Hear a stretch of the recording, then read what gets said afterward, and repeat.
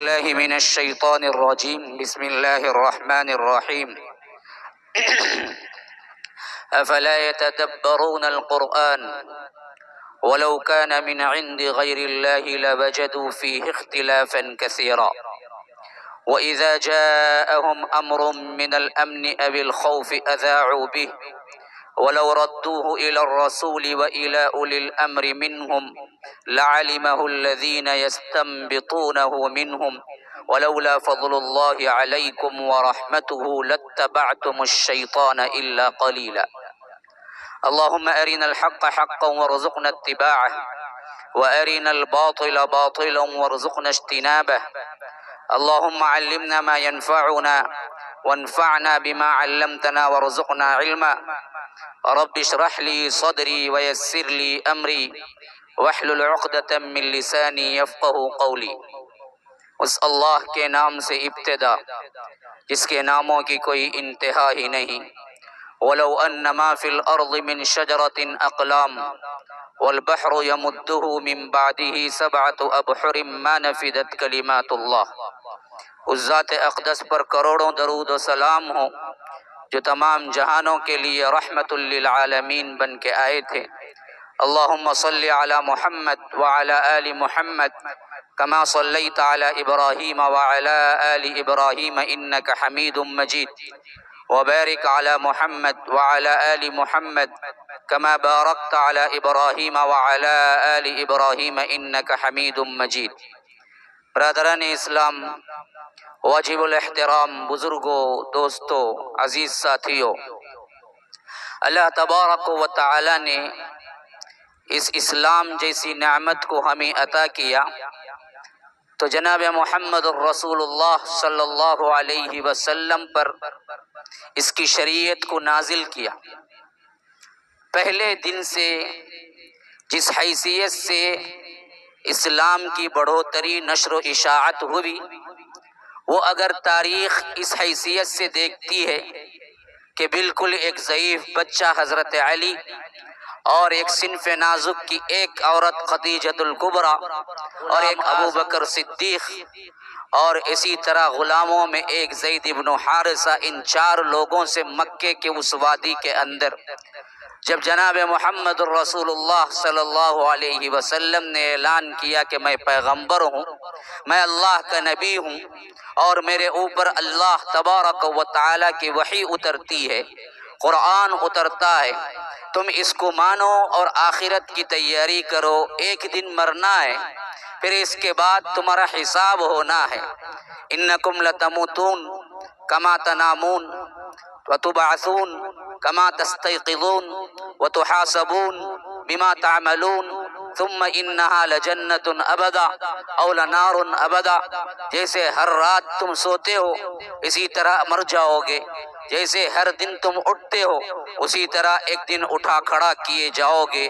اور اس کے بعد تم جو کچھ کر کے آئے ہو اس کا حساب تمہیں دینا ہوگا۔ اچھا ہوگا تو تمہارے لیے جنت ہوگی، برا ہوگا تو تمہارے لیے جہنم ہوگی۔ یہ سب سے پہلا پیغام ہے جو محمد الرسول اللہ صلی اللہ علیہ وسلم نے دیا۔ تو اس کے نتیجے میں جو تحریک اٹھی، اس کے نتیجے میں جو ولولہ، جو انقلاب برپا ہوا، وہ ایک بچہ، ایک جوان اور ایک غلام، ایک عورت سے شروع ہوا۔ تو کوئی نہیں کہہ سکتا تھا کہ 1400 سال بعد کروڑا کروڑ اس کے نام لیوا ہوں گے اور جگہ جگہ، خیمہ خیمہ، گھر گھر، بستی بستی اس اسلام کی پہنچ ہوگی اور اللہ تبارک و تعالی اس اسلام کو غلبہ عطا کرے گا۔ تو اس حیثیت سے مکی زندگی ہمیں ایسے ہی نظر آتی ہے جس کے اندر ہمیشہ تاریخ دان متحیر ہو کے رہ جاتا ہے، حیران پریشان ہو کے رہ جاتا ہے کہ 100، 200، 300، 500 کی تعداد میں آخر یہ کیا ریولیوشن برپا کر لیں گے، کیا انقلاب برپا کر لیں گے۔ لیکن وہی تاریخ دان جب مدنی زندگی پہ گزرتا ہے تو دیکھتا ہے کہ 313 کے مقابلے میں پہلے ہی جنگ میں 1000 پر دگنا 313 کہاں، 1000 کہاں۔ تو پہلے ہی جنگ میں جو معرکۃ الکبریٰ البدر کہلات، پہلے ہی جنگ میں 313 کے مقابلے میں 1000 فتح پائے تھے، اور دوسرے جنگ میں بھی یہی حال ہوا، تیسرے میں تو واضح طور پر یہ نشانی مل گئی یہ غالب ہو کر رہنا ہے۔ غزوہ خندق ادھر 3000 ہیں، ادھر 10,000 ہیں، ساز و سامان سے لیس ہیں، اور میدان بہت وسیع ہے، اور ہر طرف کی بیرونی سپورٹ اندر موجود ہے، لیکن یہاں پر فخر و فاقہ ہے۔ اللہ کے رسول صلی اللہ علیہ وسلم بھی 2 پتھر باندھے ہوئے ہیں، اس واسطے کہ بھوک سے نڈھال ہے، پیٹ اور پیٹھ دونوں ایک ہو چکے ہیں، کھڑا ہونے کی سخت طاقت نہیں ہے، اس واسطے پتھر باندھ کے اللہ کے رسول صلی اللہ علیہ وسلم خندق کھود کھود کے لا رہے ہیں، اور ادھر صحابہ بھی اپنے پیٹ پہ پتھر باندھے ہوئے ہیں۔ جب مجبور ہو جاتے ہیں، بھوک سے بے حال ہو جاتے ہیں، تو صحابی رسول اللہ کے رسول صلی اللہ علیہ وسلم سے آ کے کہتے ہیں کہ بھوک سے فاقہ ہے، دعا کیجئے، یا کوئی اور چیز کیا ہے ہمارے لیے کھانے کی تیاری کیجئے۔ تو اللہ کے رسول اپنا دامن اٹھا کے کہتے ہیں کہ تم ایک پتھر بندھے ہوئے ہو، میں 2 پتھر بندھا ہوا ہوں۔ 5 ہجری کا غزوہ احزاب، ایسی قسم پرسی کی حالت، نہ اس جیسا کوئی اور لشکر رہا ہوگا، نہ اتنی تکلیفیں اٹھایا ہوگا، لیکن نتیجہ کیا؟ نتیجہ بالکل برعکس۔ 10,000 کا لشکر، یہ 3,000 کے فاقہ زدہ لوگ، لیکن نتیجہ کیا؟ فتح پہ فتح، دشمن منہ پھیر کے بھاگ گیا۔ 15 دن کی محاصرے کے بعد اس حد تک تتر بتر ہوا، اس حد تک دہشت طاری ہوئی کہ بڑا کوئی سردار بھی ان کا کیا ہے وہاں ٹھہر نہ سکا، اور آسمانوں سے ایسی مدد آئی، ایسی زوردار آندھی چلی کہ کوئی اپنے خیمے کو تک وہاں پر قائم نہ رہ سکا، اور سب کے سب کیا ہے ختم ہو کے رہ گئے۔ اللہ کے رسول صلی اللہ علیہ وسلم نے فرمایا اس جنگ کے بعد قریش کو کبھی ہمت نہیں ہوگی ہم پر حملہ کرنے کی، یہ آخری حملہ ہے جس پر انہوں نے کیا ہے پیش قدمی کی ہے، اس کے بعد اگر ہوگا تو وہ میں جاؤں گا۔ اور تاریخ نے ثابت کر دیا کہ اللہ کے رسول صلی اللہ علیہ وسلم کے زبان مبارک سے نکلی ہوئی بات پتھر کی لکیر ہوتی ہے، کبھی وہ ٹل نہیں سکتی، نہ اس کے اندر جھوٹ شامل ہے، ہو کر رہے گا۔ تو اللہ کے رسول صلی اللہ علیہ وسلم اسی زمانے کی بات ہے، بڑا اہم ہے میرے ٹاپک اور میرے مضمون سے واقعہ، تاکہ آپ لوگ یہ نہ سمجھیں کہ میں اپنا مضمون بھول گیا ہوں، میں اپنے مضمون کی طرف آ رہا ہوں۔ غزوہ ہند کے سلسلے میں بعض باتیں آپ کو بتانی ہے جو بہت اہم ہیں، اور ان باتوں کی تردید کرنی ہے جو مشہور ہو گئی ہے، لیکن اس سے پہلے ان واقعات کو آپ ذہن میں رکھیں تاکہ مضمون مکمل طور پر سمجھ آئے۔ اسی زمانے کا واقعہ جس زمانے میں اللہ کے رسول صلی اللہ علیہ وسلم 3,000 کے تعداد میں فاقہ زدہ اور مدینے کے اندر گویا کہ محصور ہو گئے 10,000 کے مقابلے میں، اور کہیں سے کوئی مدد، بلکہ تاریخ تو یہی جانتی تھی کہ اب یہاں پر روئے زمین پر مدینے کا نام و نشان مٹ جائے گا، اینٹ سے اینٹ بجا دی جائے گی، شاید کوئی رہے زندہ یا نہ رہے، اسلام تو پکا مٹنے والا ہے۔ ایسے وقت میں اللہ کے رسول صلی اللہ علیہ وسلم نے جو خندق کھودنے کا آرڈر دیا، حکم دیا، وہاں پر ایک چٹان آ گئی، صحابہ توڑنے کی کوشش کر رہے ہیں، لیکن چٹان کیا ٹس سے مس نہیں، اتنی مضبوط ترین کھلاڑا ٹوٹ جاتا ہے لیکن چٹان ٹوٹنے کا نام نہیں لیتی، یہاں تک کہ اللہ کے رسول صلی اللہ علیہ وسلم کو اطلاع دی گئی۔ اللہ کے رسول صلی اللہ علیہ وسلم خود ہتھوڑا اٹھا کے آئے، نبی رحمت جناب محمد الرسول اللہ صلی اللہ علیہ وسلم صادق المصدوق، جو کہا وہ ہو کر رہے گا، وما ينطق عن الهوى ان هو الا وحي يوحى، وہ اپنے خواہش نفس سے کچھ نہیں بولتے، بولتے ہیں تو وحی الہی سے بولتے ہیں۔ تو جیسے ہی اللہ کے رسول صلی اللہ علیہ وسلم نے پہلا ہتھوڑا لگایا، چٹان ایک طرح ٹوٹ سی گئی، دراڑے سے پڑ گئی، اور اس میں سے گویا کہ کبھی کبھی آپ لوہا اور پتھر ملا کے دیکھیں چنگاری نکلتی ہے،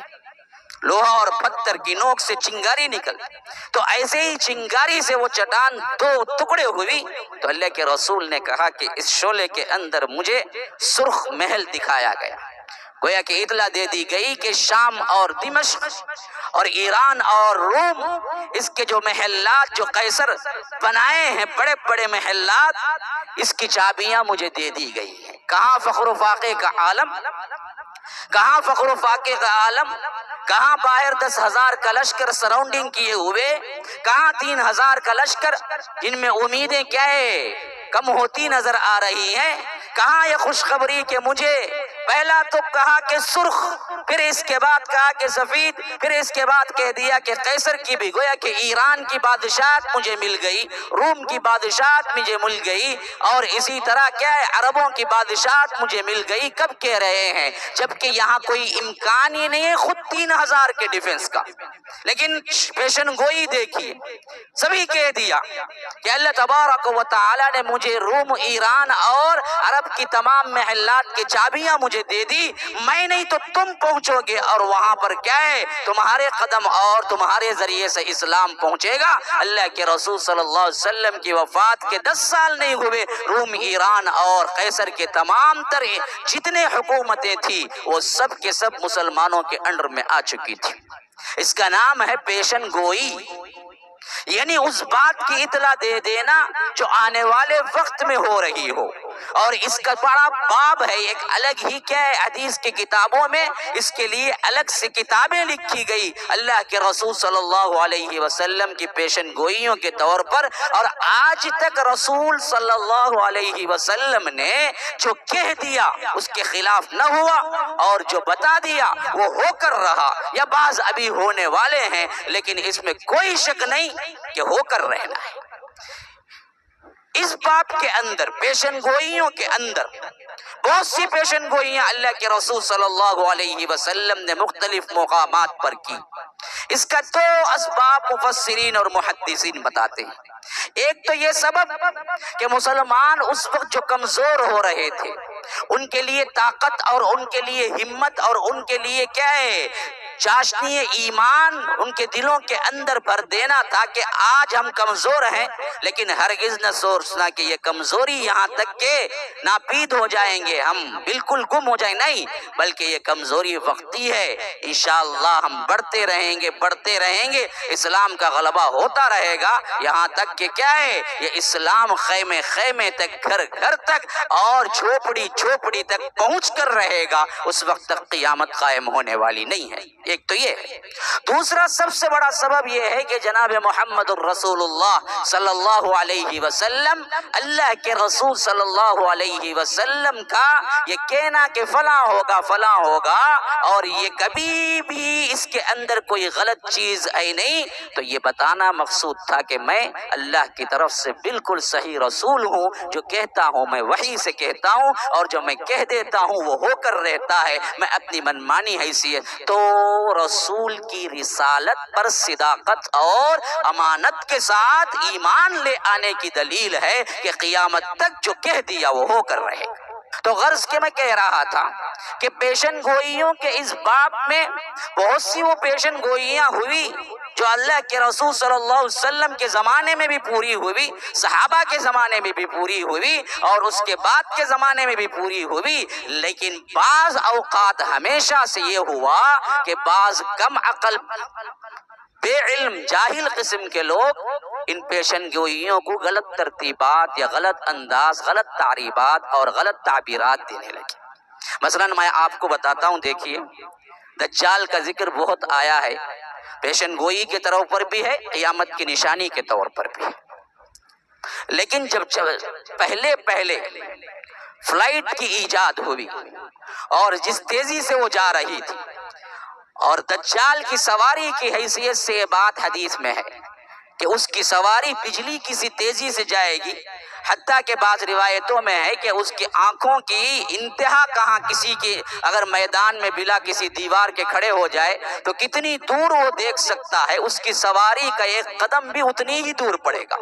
وہ یہ کہ اتنی تیزی سے وہ سفر کرے گا، اور پوری دنیا کا سفر 40 دن میں مکمل کر لے گا، اور وہ 40 دن 1 سال 2 مہینے 15 دن ہوتے ہیں، کیونکہ کیا ہے پہلا دن تو 1 سال کے برابر ہوگا، یوم کا سنتن و یوم کا جمعتن، اسی طرح کیا ہے وَيَوْمُ كَشَهْرٍ، تو پہلا دن ایک سال کا، دوسرا دن ایک مہینے کا، تیسرا دن ایک جمعے کا، وَسَائِرُ أَيَّامِهِ كَأَيَّامِكُمْ، باقیہ جو دن تھے 30 پر 7 وہ نارمل، تو آپ ملا کے دیکھ لیجئے تقریباً 2 مہینے 15 دن ہوتے ہیں، ایک سال 2 مہینے 15 دن کا سفر ہوتا ہے، ایک سال 2 مہینے 15 دن میں وہ سفر کرے۔ اچھا خیر، تو بعضوں نے کیا کیا کہ اپنی جہالت اور کم علمی سے اس سواری کو دے دیا فلائٹ کا نام، دجال وغیرہ کچھ آنے والا نہیں ہے، وہ تو فلائٹ ہے جس کے بارے میں اللہ کے رسول نے کہا کہ جہاں تک آنکھ کی کیا ہے انتہا پہنچتی ہے اتنی تیزی سے وہ قدم رکھتا ہے، تو گویا کہ وہ کیا ہے آنے والے زمانے کی فلائٹ کہہ دیا تھا۔ اور دجال کے ایک ہاتھ میں کیا ہوگا؟ رزق ہوگا، ایک ہاتھ میں آگ ہوگی، جو اس کو مانے گا وہ جنت میں ڈالے گا یا رزق دے گا، جو نہیں مانے گا اس کو تنگ کر دے گا یا آگ میں ڈالے گا۔ انہوں نے کہا کہ یہ تو کیا ہے کریڈٹ کارڈ سسٹم ہے، یہ جو آگے جا کے اور پختہ ہو جائے گا، ایک ہی ہاتھ میں، ایک ہی گورنمنٹ کے ہاتھ میں تمہارا کھانا پانی رزق تمام ہوگا، تمہارے نمبرات اس کے پاس ہوں گے،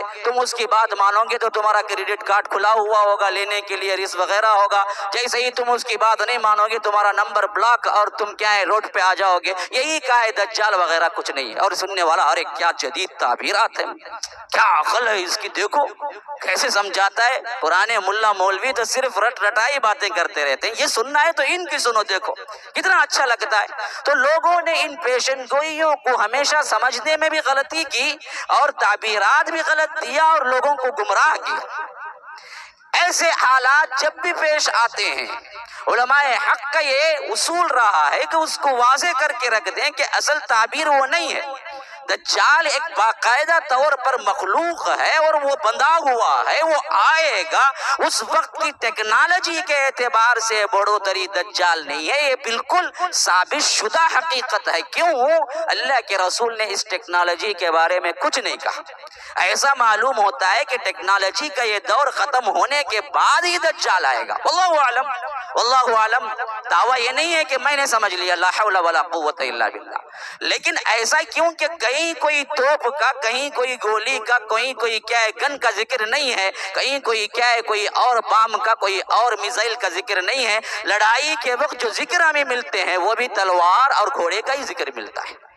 دجال کے ساتھ حضرت عیسیٰ جو مقابلہ کریں گے وہ مقابلے میں بھی تلوار ہی کا ذکر ملتا ہے۔ تو گویا کہ یہ جو ترقی کا زمانہ آگے جا رہا ہے کوئی انتہا ہے جہاں پر کیا یہ ترقی ٹوٹ جائے گی، پھر وہی انتہا کو پہنچے گا اس انسان جو پہلے تھا، پھر اس کے بعد وہ اہم نشانیاں شروع ہوں گی جو نشانیاں ہیں اللہ عالم۔ لیکن ہم تعبیر تو دے نہیں سکتے کہ ہم 100% ایسے ہی ہوگا، یہ کہنا غیب کا دعویٰ کرنے کے برابر ہے، جس سے علماء اسلام نے ہمیشہ روکا ہے۔ تو اسی قبیل سے یعنی پیشن گوئیوں کے قبیل سے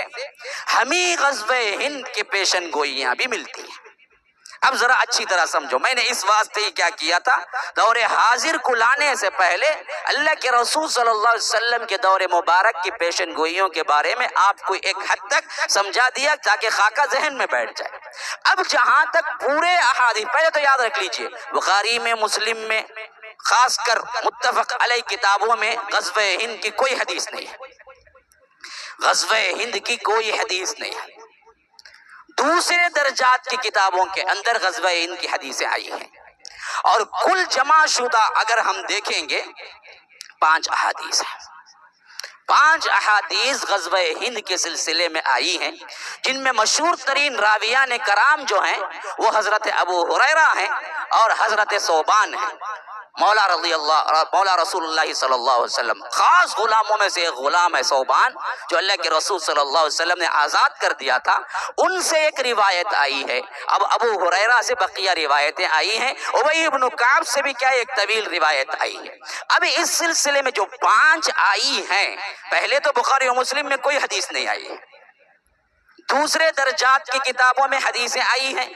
اور ان احادیث میں کل طور پر جمع کیا جائے تو 5 احادیث آئی ہیں۔ 5 احادیث میں 2 صحابہ کرام مشہور ترین صحابہ کرام سے آئی ہیں، ایک حضرت ابو ہریرہ سے آئی ہیں، ایک حضرت ثوبان مولا رسول اللہ صلی اللہ علیہ وسلم ان سے آئی ہیں، اور اس سلسلے میں بقیہ جو ہیں زیادہ تر میں ضعف ہے، سند کے اعتبار سے کلام ہے علماء محدثین کا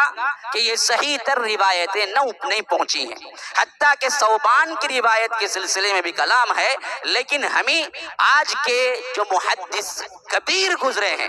علامہ البانی رحمہ اللہ، انہوں نے اس کو صحیح کہا اور بعض علماء کا طبقہ بھی صحیح کہا ہے۔ تو پہلی حدیث جو آئی ہے وہ حدیث ہے حضرت ثوبان کی، جو کہ نسائی کے اندر آئی ہے، جس کو امام البانی رحمہ اللہ نے بھی صحیح کہا ہے اور دوسرے بہت سے علماء نے بھی صحیح کہا ہے۔ وہ دراصل حدیث ہے اصابتانی، دو گروہ ایسے ہیں میرے، احرزہم اللہ من النار، کہ من امتی احرزہم اللہ من النار، کہ دو گروہ میری امت کے ایسے ہیں جن کو اللہ تبارک و تعالی جہنم کی آگ سے بچا لے گا۔ یعنی وہ کیا ہے؟ مغفور لہم، یعنی وہ ہیں اللہ تبارک و تعالی کی طرف سے جنتی لوگ، جہنم سے اللہ ان کو آزاد کر دے گا۔ ایک یغزو الہند، فرمایا کہ ایک تو وہ ہے جو ہند پہ حملہ کرے گا، ایک تو وہ ہے جو ہند پہ حملہ کرے گا، دوسرا کون ہے؟ جو عیسیٰ ابن مریم کے ساتھ مل کے حملہ کرے گا۔ ان دو کے سلسلے میں اللہ کے رسول صلی اللہ علیہ وسلم نے فرمایا کہ یہ میرے امت کے جہنم سے آزاد لوگ ہوں گے جو اس حملے میں شریک ہوں گے، جو ایک ہند پر حملہ کرے گا اور ایک وہ ہے جو کہ عیسیٰ ابن مریم کے ساتھ مل کر دجال سے قتال کرے گا۔ ان دونوں کو اللہ معاف کر دیا ہے۔ یہ مولا رسول اللہ صلی اللہ علیہ وسلم عن ثعبان رضی اللہ عنہ کی روایت نسائی کے اندر، ابو ہریرہ کی روایت ہے جن میں کلام ہے، وہ کہتے ہیں وعدنی خلیلی، میرے خلیل نے، میرے دوست نے، میرے جگری دوست نے، کیسے الفاظ ہیں دیکھیے، محبت کا عالم دیکھیے اللہ کے رسول صلی اللہ علیہ وسلم صحابہ سے کہہ رہے ہیں کہ خلیلی، میرے جگری دوست نے مجھ سے وعدہ کیا کہ اللہ تبارک و تعالی جو غزوہ ہند میں شریک ہوگا اسے جہنم سے آزاد کر دے گا۔ اگر مجھے معلوم ہو جائے تو میں اپنا سامان سب کا سب بیچ دوں اور اس غزوے میں شامل ہو جاؤں، اور اس میں اگر میں شہید ہو جاؤں خیر الشہداء کہلاؤں، شہداء میں سب سے بہترین شہید کہلاؤں۔ اگر میں واپس آؤں تو مال غنیمت سے نہیں بلکہ اس سے زیادہ مجھے یہ ہے کہ میں آزاد کہلاؤں، یعنی جہنم سے آزاد ابو ہریرہ، کیونکہ اللہ کے رسول نے مجھ سے یہ وعدہ کیا ہے۔ دوسری حدیث کے الفاظ ہیں اللہ کے رسول اگر مجھے یہ موقع مل جائے تو میں جاؤں گا، میں لڑوں گا، میں کیا ہے اس حیثیت سے اپنے آپ کو ثابت کروں گا کہ میں جہنم سے آزاد ہوں اور لوگوں کو بتاؤں گا کہ میں اللہ کے رسول صلی اللہ علیہ وسلم کا صحابی ہوں۔ یہاں تک الفاظ آئے ہیں کہ اللہ کے رسول مسکرا پڑے اور کہا کہ ہیہات ہیہات، بہت مشکل بہت مشکل بہت، یعنی تمہارا جینا اتنی لمبی عمر تک بہت مشکل ہے اور تمہارا ملنا غزوہ ہند میں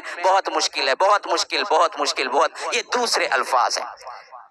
تو یہ سب روایتیں ایسے ہی کیا حضرت ابو ہریرہ سے تیسری روایت بھی آئی ہے، یہی معنی کہ اگر یہ چیز مجھے مل جائے تو میں اپنا سامان بیچ دوں اور اس میں شامل ہو جاؤں۔ ایک حدیث میں ہے کہ اس میں شامل ہو جاؤں، اگر میں واپس لوٹ گیا تو میں آزاد کہلاؤں گا جہنم کے آگ سے، یا نہیں وہیں شہید ہو گیا تو خیر الشہداء کہلاؤں گا۔ دوسری روایت میں ہے کہ میں واپس آؤں گا، بتاؤں گا اور میں اللہ کے رسول کا صحابی ہونے کی حیثیت سے اس میں شریک ہوں گا، تو اللہ کے رسول نے کہا بہت مشکل بہت مشکل بہت مشکل۔ یہ روایتیں ایک کے بعد دیگرے آئی ہیں۔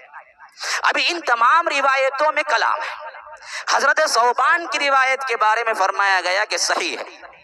یہ ہوگا۔ اب آئیے، ہو گیا یا ہونے والا ہے یا اگر کوئی اور چیز ہے جس کو غلط، غزوہ ہند ہی نہیں ہے اصل میں، کوئی اور چیز ہے جو سمجھ لیا گیا ہے، کیونکہ آج کشمیر میں جو کچھ ہو رہا ہے آرٹیکل 370 کے ہٹانے کے بعد جو ایک جنگ کا سا ماحول ہو گیا ہے، اور ہم ہندوستان میں رہنے والے ہیں اور ہمارے لحاظ سے ایک ایک چیز نوٹ کی جا رہی ہے، اور بعض جاہل قسم کے بے علم لوگ اس کو اٹھا کے غزوہ ہند سے تطبیق دے دیے، اور غزوہ ہند سے تطبیق دینے کی وجہ سے غیر مسلموں اور خاص کر جو بھی ہیں مسلمانوں کو چھوڑ کر یا مسلمانوں میں بھی بعض کیا ہے آزاد خیال لوگ ہیں، وہ دراصل اسلام پر یہ تھپا لگانے کے لیے تو صرف جنگ ہے جی، ہمیشہ جنگ پہ بات کرتا ہے، اس کو تو بھگا دینا ہے، یہ تو پاکستان کا نام لے بھائی، یہ فلاں ہے۔ اور پاکستان کے اندر بعض لوگ جو کہ کیا ہیں اپنے آپ کو بڑے علامت الدہر یا بڑے بڑے جہادی تنظیمیں کہتے ہیں، ان کا یہ کہہ دینا کہ بھائی اب غزوہ ہند شروع ہو گیا، نکل کے آؤ، پہلے طور پر کیا تیاری کرو، ہم جب اگر شہید ہو جائیں تو ہم کیا ہے خیر خیر الشہداء کہلائیں گے، اگر کیا ہے ہم واپس بھی آئیں گے تو جہنم سے آزاد کہلائیں گے۔ اس حیثیت سے باتیں کرنا اور یہ غیر مسلموں تک پہنچنا اور مسلمانوں سے ان کا سوال ہونا، تو ہم عوام بیچاری کیا جانتی ہے، پریشان ہو کے کھڑے ہونا اور ہم کو کیا ہے وطن کا نعرہ دینا اور کیا ہے محبت نہیں ہے اس کا نعرہ دینا، یا وطن کے خلاف تم لوگ ہمیشہ کام کرتے ہو۔ ان نعروں سے کیا ہے یوٹیوب میں بھرے ہوئے الفاظ ہیں۔ اس واسطے میں نے مناسب سمجھا کہ یہ تمام چیزیں کلیئر کٹ آپ کو سمجھا دوں۔ پہلی چیز آپ ذہن میں رکھ لیں، ان سیاسی جھگڑوں سے غزوہ ہند کا کوئی تعلق نہیں ہے، کوئی تعلق نہیں ہے، کوئی تعلق نہیں ہے۔ پہلی چیز سمجھ جائیں،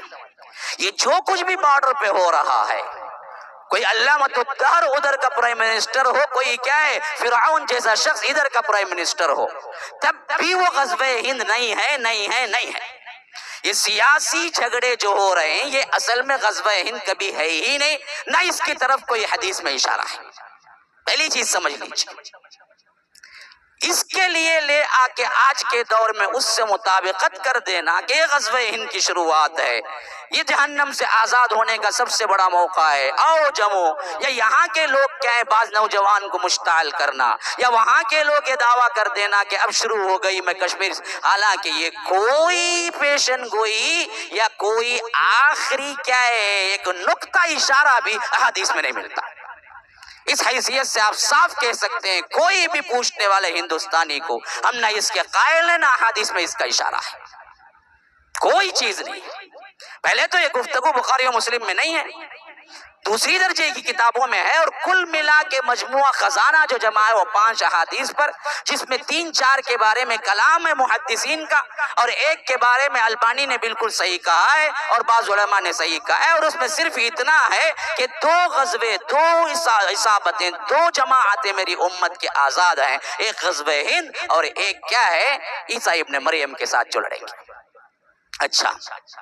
ان تمام مجموعات کو کیا اس سے پہلے کے محدثین نہیں سمجھے؟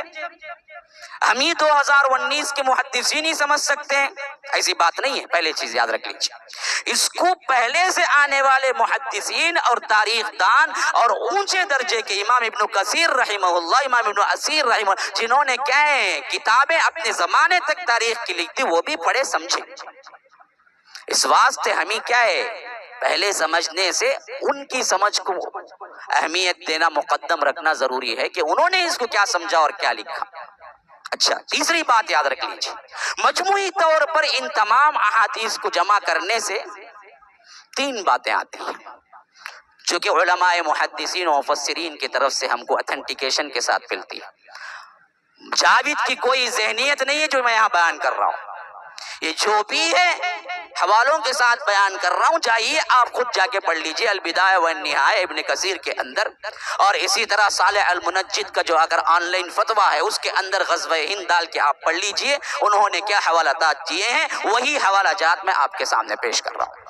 پہلا جو معاملہ ہے وہ یہ کہ غزوہ ہند ہو چکا، عبد الملک بن مروان کے زمانے میں محمد بن قاسم کا آنا اور یہاں پر کیا ہے اسلام کا آنا، یہ غزوہ ہند مکمل ہو چکا، اب کوئی غزوہ ہند ہونے والا نہیں ہے۔ دوسری رائے یہ ہے اگر وہ نہیں ہے ولو بالفرض غزوہ ہند وہ ہوگا جو قیامت کی نشانیوں میں سے ایک نشانی ہے، جس میں صراحتاً کے ساتھ کیا ہے بعض احادیث آئے ہیں کہ اس وقت جب غزوہ ہند ختم کر کے لوگ واپس پلٹیں گے تو اس وقت حضرت عیسیٰ نازل ہو چکے ہوں گے۔ گویا کہ اب وہ زمانہ ہے ہی نہیں، وہ بہت بعد آنے والا کوئی زمانہ ہے جس میں یہ لوگ غزوہ ہند کر کے پلٹیں گے تو وہاں حضرت عیسیٰ سے ملاقات ہو جائے گی۔ گویا کہ دجال آنے کے بعد کا آخری زمانہ ہے، کوئی زمانہ۔ تیسری رائے علماء کی یہ ہے کہ غزوہ ہند سے مراد ہندوستان ہے ہی نہیں۔ کیوں؟ عرب میں ہند 2 طرح کا بولا جاتا تھا، ایک ہند تو ہندوستان کے اس علاقے کو یہ بھی بولا جاتا تھا، لیکن عموماً صحابہ کہتے ہیں کہ ہم ہند سے مراد بصرہ لیتے تھے جو کوفے کے قریب ہے، اور بصرہ ایران کا گویا کہ کیا ہے یوں سمجھیے کہ دروازہ داخل ہونے کا ہے، تو ایران کی جو جنگیں ہوئی اور جو فتوحات ہوئی حضرت عمر کے زمانے میں، اس کی طرف اشارہ ہے کہ یہاں پر تم پہنچو گے اور یہاں کے لوگوں کو تم کیا کرو گے؟ فتح کرو گے، مال غنیمت لوگے۔ تو یہ جنگیں بھی صحابہ کے دور میں ہو چکی ہیں، ایران پورا فتح ہو چکا ہے، روم پورا فتح ہو چکا ہے، یہ بالکل مکمل ختم ہو چکا ہے، اس کی کوئی آثار آنے والی زندگی میں کہیں نہیں ہے۔ یہ تین باتیں ہیں۔ ایک غزوہ ہند عبد الملک بن مروان کے زمانے میں محمد بن قاسم رحمہ اللہ آئے، ہو گیا 715 فتوحات ہو گئے۔ دوسرا غزوہ ہند ہوگا لیکن وہ قرب قیامت کی نشانیوں میں سے ہے، حضرت عیسیٰ اس وقت ہوں گے، یعنی جو لشکر یہاں کرے گا وہ لشکر جا کے حضرت عیسیٰ سے مل جائے گا، جو کہ آج کے زمانے میں ممکن نظر نہیں آ رہا ہے کوئی بھی۔ تیسرا غزوہ ہند سے مراد ہند ہے ہی نہیں، ہند سے مراد یہاں بصرہ ہے، وہ بصرہ جنگیں ہو چکی ہیں۔ اچھا، اب تیسرے طور پر ایک اور حدیث کو لے کر بعض لوگ یہاں منطبق کرتے ہیں، وہ یہ ہے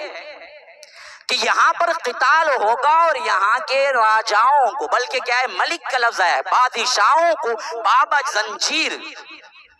یعنی سنکلی ڈال کر، بیڑیاں ڈال کر، قیدی بنا کر یہ لوگ اپنے بادشاہ کے پاس پہنچیں گے، یعنی کون؟ خلیفے کے پاس پہنچیں گے، اور اس وقت اللہ ان کو بھی معاف کرے گا، ان کو بھی معاف کرے گا، گویا کہ ان کو ہدایت دے دے گا۔ ان کو جو ہند کے راجاؤں کو یہ قیدی بنا کے اپنے خلیفہ کے پاس پیش کیے، تو وہ خلیفہ ان کو معاف کرے گا یا اللہ ہدایت دے کے ان کو مسلمان بنا دے گا۔ پھر اس کے بعد پورے ہندوستان میں اسلام کا ماحول ہوگا۔ یہ ایک پیشن گوئی آ رہی ہے۔ اگر اس پیشن گوئی کو بھی 2019 یا 18 کے ان کشمیر کے جھگڑوں کو منطبق کیا جائے تو وہ بھی جمتا نہیں۔ کیوں؟ یہاں نہ راجاؤں کا سسٹم ہے نہ بادشاہوں کا سسٹم ہے، وہ سسٹم 200 سال پہلے تھا۔ اس کے بعد جو ختم ہوا آخری بہادر شاہ ظفر، ہمارے حساب سے اگر وہاں کے راجہ داہر وغیرہ محمد بن قاسم کے زمانے میں جو ہندو راجہ تھے، اس دور کا اگر حساب کیا جائے تو یاد رکھیے یہاں سے تقریباً 800 سال پیچھے جانا پڑے گا، تب کہیں جا کے راجاؤں کا اور کیا ہے،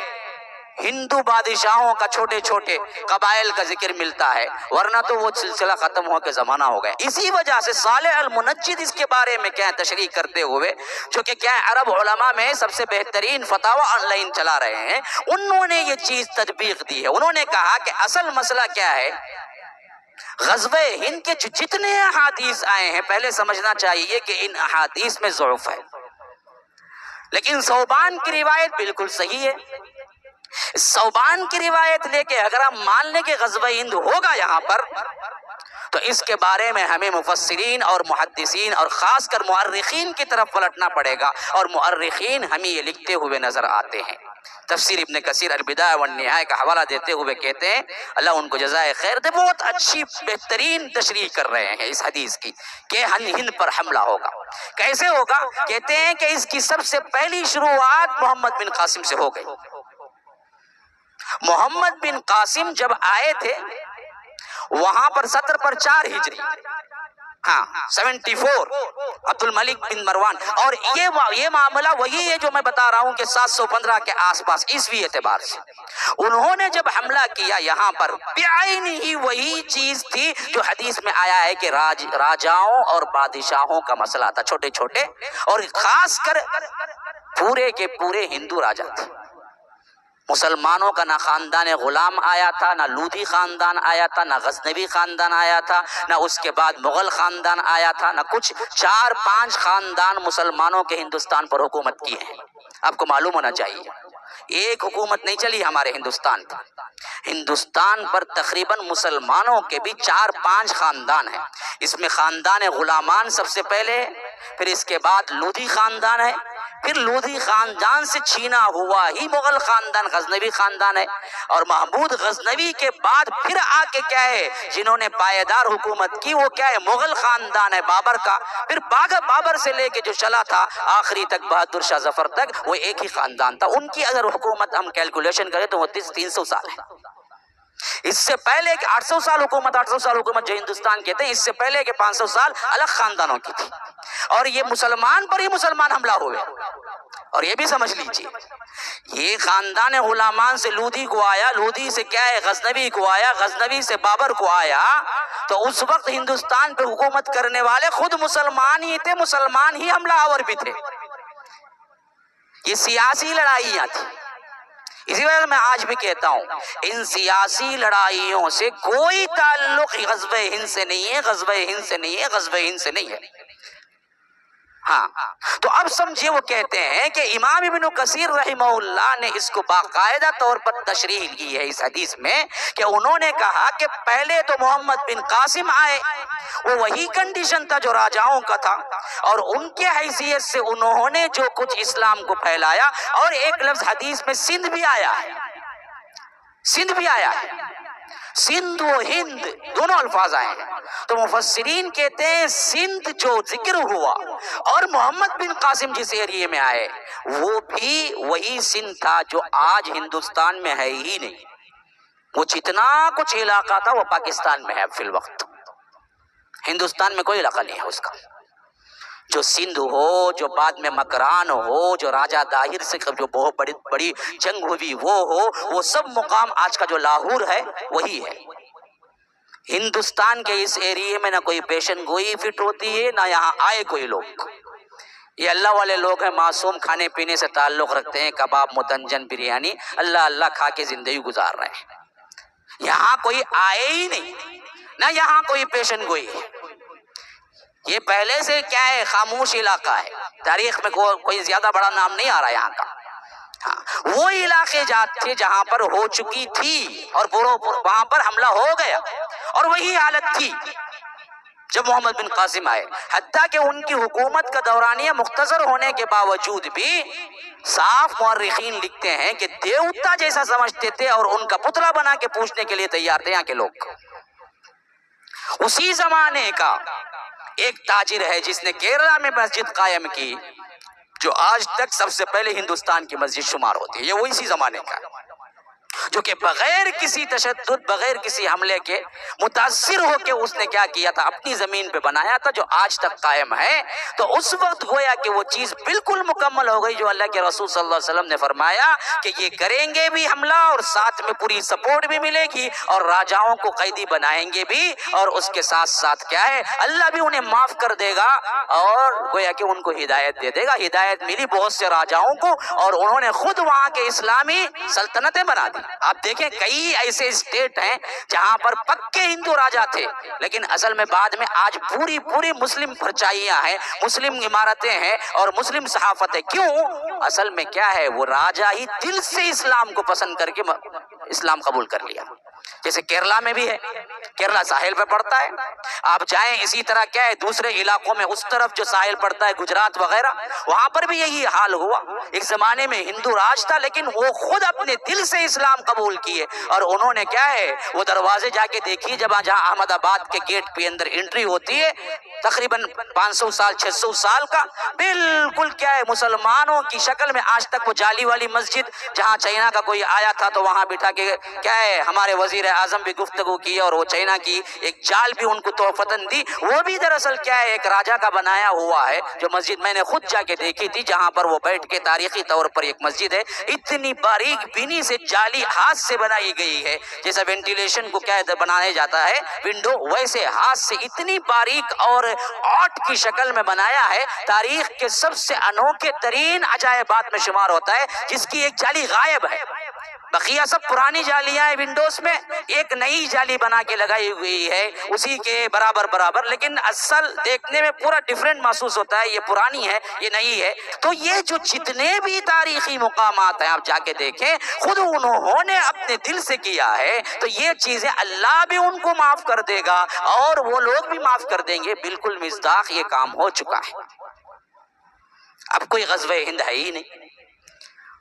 اب ولو بالفرض ابھی کچھ کام باقی تھا جو غزوہ ہند کے اعتبار سے احادیث میں جو بات آئی ہے، تو امام ابن کثیر رحمہ اللہ تبارک و تعالی ان کی قبر کو نور سے بھر دے، وہ کہتے ہیں کہ پھر اس کے بعد جو 957 میں خاص کر محمود غزنوی جو آئے تھے، جو سبکتگین کے بیٹے تھے،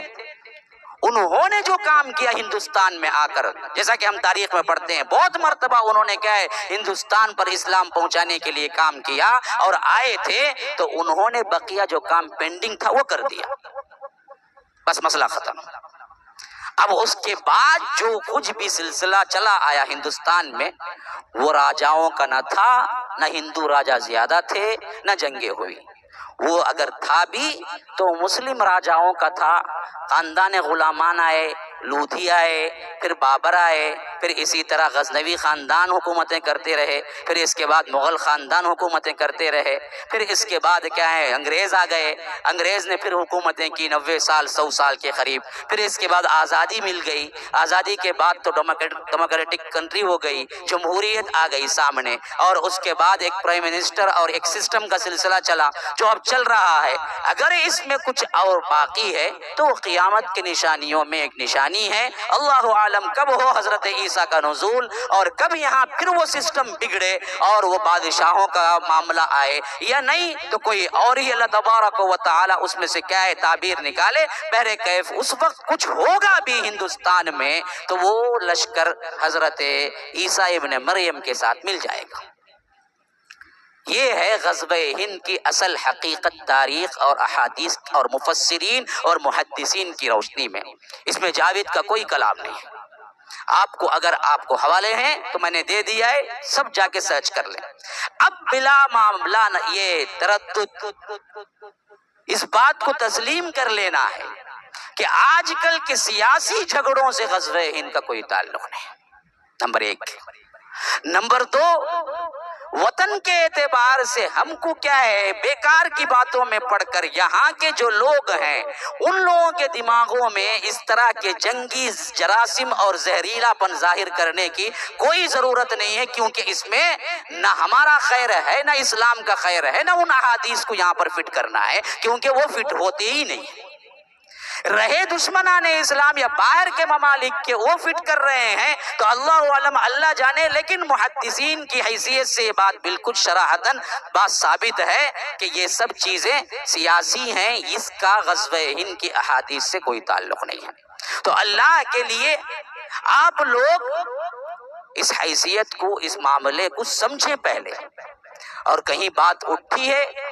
تو آپ سمجھائیں اس کو کہ یہ واقعات، یہ دراصل 2019 کے یہاں کا پرائم منسٹر وہاں کے پرائم منسٹر کی طرف اشارہ جات نہیں ہے، یہ نہ وہ جنگوں کو ہم کیا ہیں یہ اسلامی غزوہ ہند کی جنگیں ہم مانتے ہیں، نہ احادیث کا اس کا ثبوت ملتا ہے۔ یہ دراصل ہو چکا،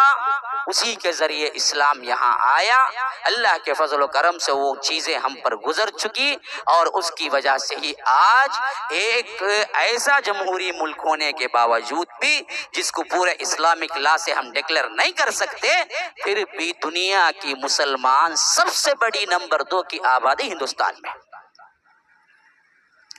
یہ آبادی دو نمبر پہ آنے والی ہندوستان کی آبادی والے ہندوستان کو الہند کا خطاب کبھی حدیث میں نہیں ملا، یاد رکھ لیجیے۔ جہاں غزوہ ہند الہند کا خطاب آ رہا ہے، وہ ہند کون سا تھا؟ ہندوستان، پاکستان، بنگلہ دیش اور افغانستان اور ترکمانستان اور ساتھ میں کچھ عمان کے علاقے مل کر جو ہندوستان الہند عرب کے دور میں تھا، اس کو اللہ کے رسول نے کہا کہ وہاں غزوہ ہند ہوگا۔ وہ اسی وقت تھا جب محمد بن قاسم آئے تھے، اس کے بعد کوئی اور سلسلہ کبھی بنا ہی نہیں، اس کے بعد تو کٹتا چلا گیا۔ پھر اس کے بعد آج یہ بالکل آخری حصہ جو ہندوستان کا بچا ہے، جس میں کبھی کوئی آیا ہی نہیں، صحابی آئے نشانی ہے تو وہ بھی کیا ہے ایک کیرلا کو چھوڑ کر کہیں نہیں ہے، اور ساتھ میں جہاں جہاں جتنے ممالک پہ حملہ ہوا وہ سب وہ پاکستان جو بنا ہے وہاں پر ہیں، ہندوستان میں نہیں ہے۔ لاہور، مکران، سندھ یہ پورے کے پورے کیا ہیں وہی ہیں، یہاں نہیں ہے کوئی بھی، تو وہ علاقے بھی الگ چھڑ گئے بعد میں۔ تو حدیث میں الہند کا جو خطاب ملا ہے وہ یہ ہندوستان نہیں ہے جو آج ہمارے اندر، جہاں مسلمانوں کی سب سے بڑی آبادی کے لحاظ سے دوسری دنیا کی آبادی جو بستی ہے وہ نہیں ہے، وہ مراد تھی وہاں ہو گیا، معاملہ ختم۔ آج اس کا کوئی آثار ہے نہ احادیث میں اس کی تطبیق ہے۔ تو ہم مسلمانوں کو کیا کرنا چاہیے؟ اس دور کے جو خلفشار میں جو مبتلا ہے ان کو نکال کے یہ کہنا کہ ہم تم پر آئیں گے یا تم پر حملہ کریں گے یا فلاں ہوگا یا جنگ ہوگی یا یہ کریں گے وہ کریں گے، نفرت ڈالنے کے بجائے ہم کو ان کے ساتھ محبت کا سلوک اور ہندوستان کو دعوتی میدان بنا کے کیا ہے آگے بڑھنا ہے، نفرت اور زہریلا پن کھول کے نہیں۔ اور خامخواہ ان واقعات کی تطبیق کو بعض علماء نے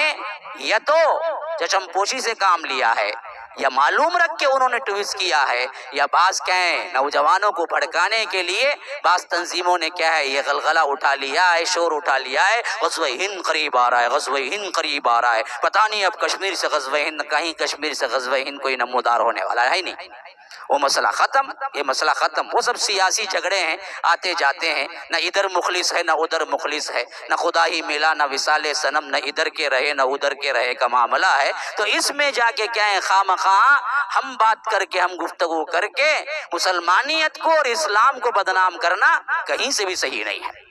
اللہ تبارک و تعالی ہمیں سمجھ کی توفیق عطا فرمائے۔ اللہ تبارک و تعالی ہمیں کیا ہے اللہ کے رسول صلی اللہ علیہ وسلم کی پیشن گوئیوں کو بھی صحیح طور پر سمجھنے کی توفیق عطا فرمائے۔ اللہ تبارک و تعالی ہمیں اسلام پر رکھے، ایمان پر ہمارا خاتمہ ہو، جیسے یہاں جمع فرمایا ہے ویسے ہی امام الانبیاء سید المرسلین جناب محمد الرسول اللہ صلی اللہ علیہ وسلم کے ساتھ جنت میں بھی اکٹھا فرمائے۔ ھذا وباللہ توفیق، وصلی اللہ وسلم علی نبینا محمد